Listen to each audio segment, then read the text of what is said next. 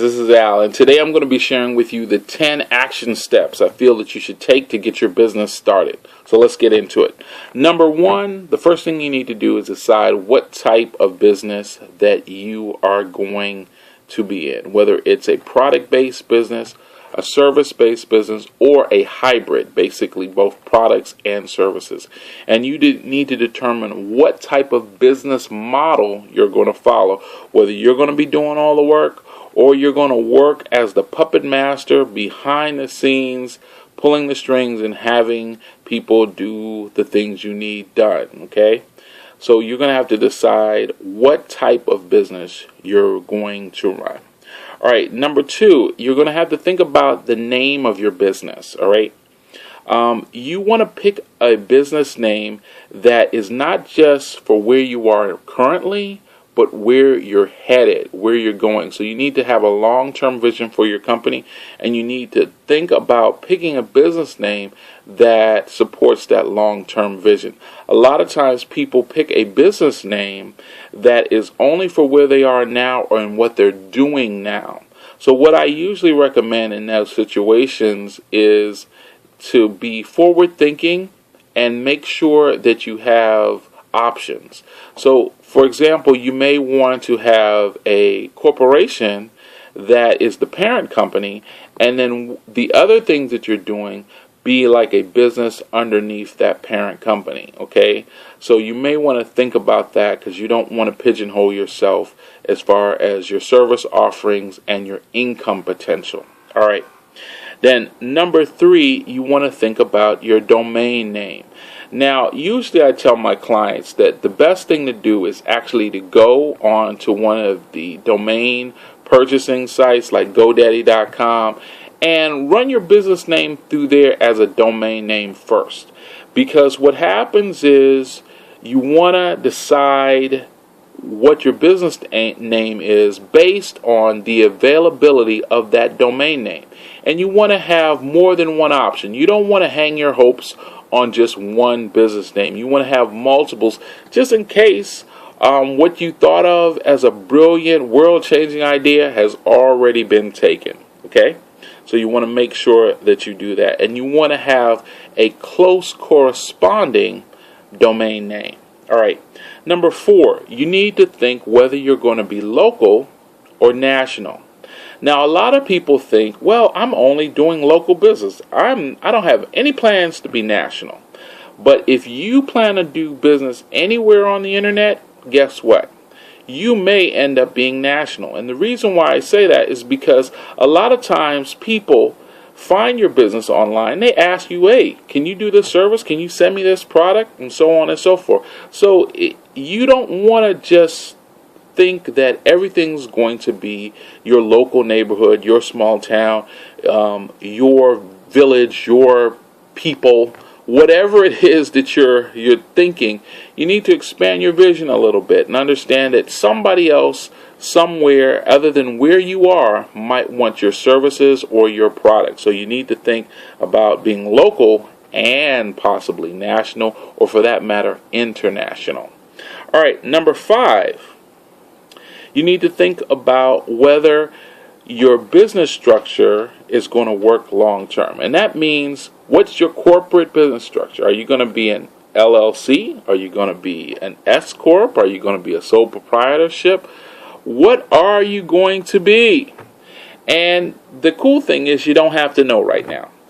You can basically start off as a sole proprietorship, and then once you start making a little money, you can incorporate with a C Corp or an S Corp, or you can go with an LLC and limit your liability. All right. So any way that you decide to do it, you want to talk to a tax professional and also an attorney that can give you information about that. Now, let's say I said attorney and you said, oh, I don't have money for that. Well, a lot of the companies online that you call to discuss incorporation will tell you the options, tell you the information absolutely free. So you don't have to dole out $200 to talk to an attorney. You just give them a call and they'll be glad to answer the questions that you have, because they'll be preparing the incorporation documents or what have you. And the cost of those things have come down dramatically over the years. So you may not be spending the fortune that you think you're going to have to spend. All right. And then number 6, you need to get an employer identification number. No. I know you're thinking to yourself, I'm not having no employees. Well, it's not just for employees. A lot of times people want to get an employer identification number simply because they may look into getting some employees down the road, or they just don't want all of the business documentation to have their social security number on it, okay? So that's important. So if you may think that you may incorporate at some point, then you need to seriously think about that. And you need to think about what that is, and you need to talk to the people at the IRS so that you can get your employer identification number with the current business structure that you want to operate your business in, whether it's an S Corp, a C Corp, or an LLC, or a sole proprietorship, which you do not need an employer identification number for. You can just use your social security number. But you want to make that decision, and you need to talk to professionals to advise you on what that is. Okay? And then number 7, you need to think about your order taking. What are you going to do to get your money from your client? All right.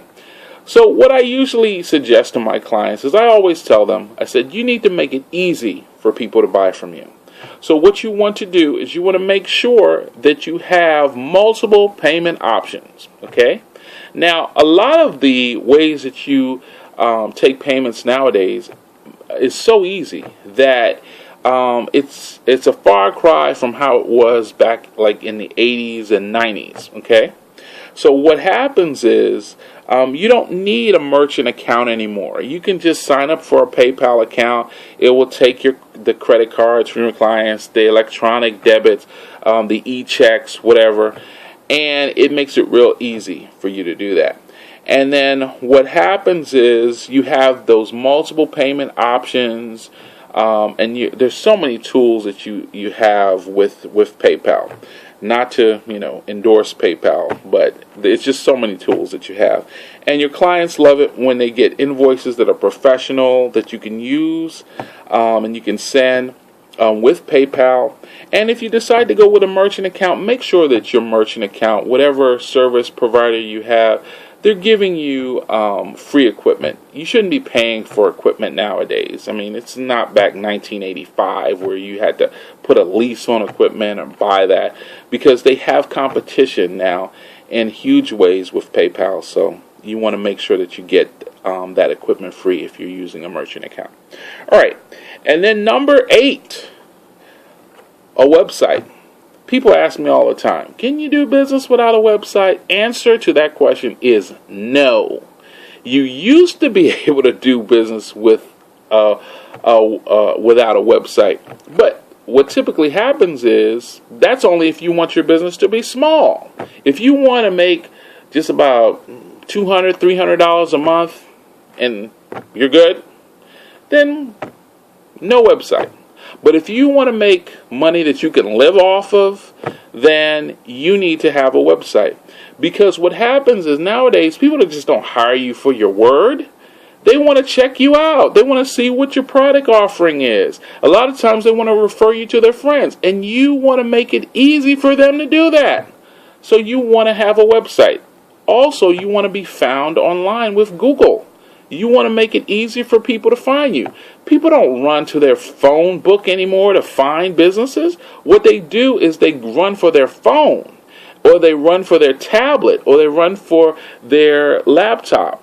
And then they just type in what they need, and then the results come back. Now, the thing is that if you don't have an online presence, it makes it very difficult for people to find you, and you're limiting your business growth potential. Okay, so the answer to the question, do you need a website? The answer is absolutely yes, you do. All right. Number 9, you need to think about your marketing. Now, when most people start their marketing, they think they have to spend this exorbitant amount of money to start marketing their business. And the truth is that you do not have to spend a lot of money to market your business. What I tell my clients is that you always want to look for means of advertising that are permanent. Okay? Now, I'm going to give you a case in point and tell you exactly what I'm talking about. What happens is clients sometimes want to buy cable ads for their businesses.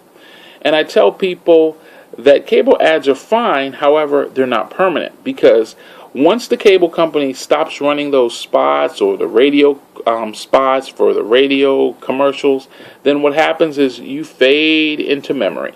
Okay? That's the reality. So what happens is you want to have a means of advertising that does not cost $8,000 every time you have to advertise. So you want to have some advertising permanence. So you want to use web video, you want to use digital ads, you want to have an email marketing campaign, you want to make sure that you're collecting your customers' cell phone numbers so that you can send them promotions using SMS. These are things that are permanent. You don't have to worry about it because it's fixed costs, okay? And so these are the things you need to think about when you're doing your marketing, and you need to make sure that you have those things in place, okay? And then also you want to make sure that you have a social media campaign going. You always want to connect with your clients socially. And social media means you have to be social. That means you have to be nice. That's right. So you want to just tell them, let them know what's going on. And it's not always about business. I can't stand that. People want to talk to you, but they only want to talk to you about business. Okay? So I call my clients up about just random stuff that I think will help them and better their lives. You know, they were talking about something, I find something that they were talking about, and I send it over to them, or I call them, and they're clients of mine for years because they know I actually care. Okay? So, lastly, number 10, here we go. Build your team slowly. This is the key. Because what happens is a lot of people try to have people on their team that should only be part-time players. Okay? And the reason why I say that is because someone has a certain skill set, but they don't deserve a salary. They deserve an opportunity to show their skills, but you don't have to hire them long term. Just pay them for what they can do at that time, and then, keep moving. Okay? Because you don't need to have all these people on your team and all these people in your corporation, and you're paying salaries and, sending their kids to college because you're spending all this money when they have a skill set that is used on a limited basis. Okay? And you need to think about that. So I said build your team slowly. You need to have a person that is working with you that is an indispensable person. You cannot do it without them. Your life would fall apart if they were not around. And that is very rare that you find someone like that. Okay? All right, usually if that's the case, you should marry them. All right? All right, guys. That is my 10 steps to starting your business. These are the 10 action steps. And number 1 was, business type. You need to think about that. Number 2, your business name. Number 3, your domain name. Number 4, local or national. Which one is it going to be? Number 5, incorporate or not to incorporate. S Corp, C Corp, LLC, sole proprietorship. Which one will it be?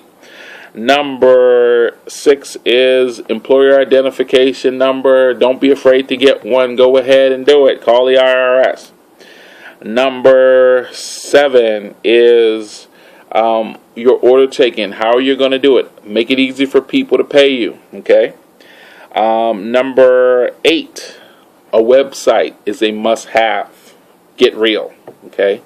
Number 9, marketing. Choose things that are permanent. Don't waste your money on things that are not. Find creative solutions. Okay.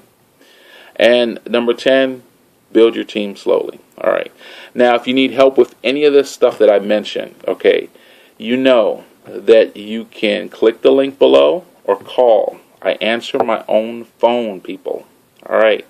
And as always, have a great day. Subscribe to the channel so that you can continue to get information you need to grow your business and better your life. All right. I'll talk to you guys later. Have a great one. Bye-bye.